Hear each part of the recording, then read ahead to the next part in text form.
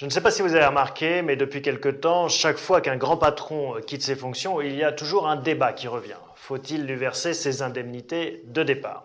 Tout se passerait bien si cette indemnité saluait les prouesses du responsable à la tête de son entreprise. Mais là où le débat s'installe, c'est quand ce départ traduit la faillite du dirigeant et de graves problèmes à venir pour sa société. C'est ce qu'on appelle un parachute doré, et c'est vrai qu'il porte bien son nom. Doré parce qu'il est souvent doré sur tranche, c'est-à-dire qu'il rapporte beaucoup d'argent à celui qui le déclenche, et parachute parce qu'il permet un atterrissage en douceur quand l'avion menace, lui, de s'écraser. Pourquoi les parachutes dorés ont-ils du plomb dans l'aile? La liste est longue de ceux qui s'en vont les poches pleines alors que les caisses de leur société se sont vidées. Ainsi, quand Jean-Marie Messier a dû quitter Vivendi Universal en 2002, il est parti avec 20 millions d'euros. En 2006, Noël Forgeard est débarqué de ADS mais reçoit 8,5 millions d'euros. Et en 2008, Patricia Rousseau reçoit 6 millions d'euros alors qu'elle est poussée à la démission de son groupe, Alcatel-Lucent. Juridiquement, tout est le plus légal du monde. Très souvent, ces indemnités sont intégrées dans le contrat de travail de l'intéressé au moment où il rejoint la société qu'il va diriger.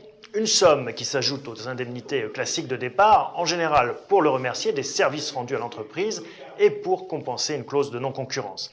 Mais moralement, des questions se posent. Est-il légitime pour un patron qui n'a pas réussi dans sa mission d'être récompensé par de telles sommes? De plus en plus, la réponse est non. Politiques, syndicats, salariés ou citoyens sont légitimement choqués par cette pratique. Et même dans les rangs patronaux, on prend ses distances. Les patrons redoutent assez logiquement que la mauvaise image de quelques-uns ne ternisse la réputation de tous. Le bon sens voudrait donc que la rémunération de départ soit directement proportionnelle à la réussite de l'entreprise. Au final, c'est une question de bon sens et de responsabilité.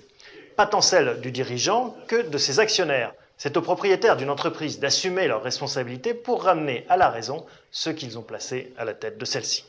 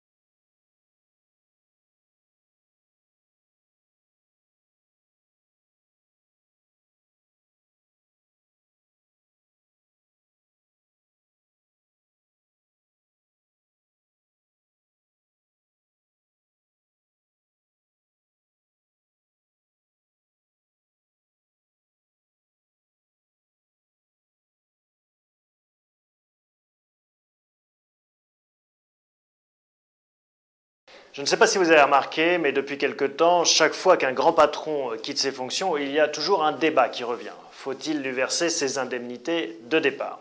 Tout se passerait bien si cette indemnité saluait les prouesses du responsable à la tête de son entreprise. Mais là où le débat s'installe, c'est quand ce départ traduit la faillite du dirigeant et de graves problèmes à venir pour sa société. C'est ce qu'on appelle un parachute doré, et c'est vrai qu'il porte bien son nom. Doré parce qu'il est souvent doré sur tranche, c'est-à-dire qu'il rapporte beaucoup d'argent à celui qui le déclenche, et parachute parce qu'il permet un atterrissage en douceur quand l'avion menace, lui, de s'écraser. Pourquoi les parachutes dorés ont-ils du plomb dans l'aile? La liste est longue de ceux qui s'en vont les poches pleines alors que les caisses de leur société se sont vidées. Ainsi, quand Jean-Marie Messier a dû quitter Vivendi Universal en 2002, il est parti avec 20 millions d'euros.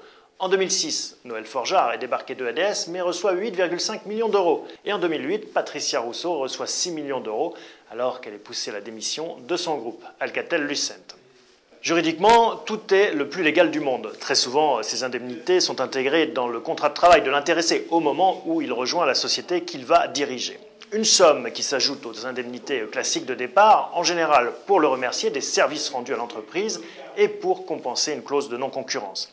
Mais moralement, des questions se posent. Est-il légitime pour un patron qui n'a pas réussi dans sa mission d'être récompensé par de telles sommes? De plus en plus, la réponse est non. Politiques, syndicats, salariés ou citoyens sont légitimement choqués par cette pratique. Et même dans les rangs patronaux, on prend ses distances. Les patrons redoutent assez logiquement que la mauvaise image de quelques-uns ne ternisse la réputation de tous. Le bon sens voudrait donc que la rémunération de départ soit directement proportionnelle à la réussite de l'entreprise. Au final, c'est une question de bon sens et de responsabilité.